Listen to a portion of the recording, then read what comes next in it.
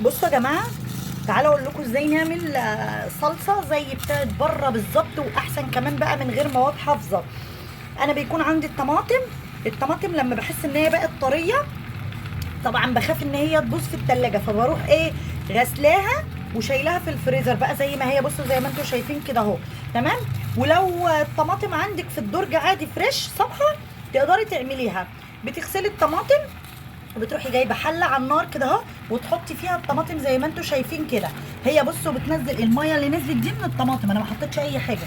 هي بتبتدي تغلي، وبتبصوا بقى تلاقي الطماطم ابتدت ايه، يعني تطرى كده خالص، تتسبك خالص وتطرى خالص.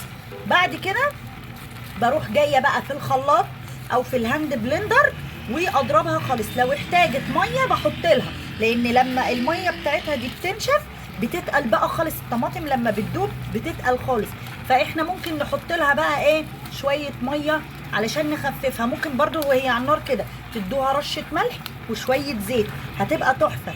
وتقدروا ان انتوا تخزنوها، يعني تقدروا ان انتوا تفرزوها ماشي متسبكه كده، تطلعوا الكيس متسبك جاهز، مش هياخد وقت، وخطيره زي البرطمانات المتسبكه واحسن كمان.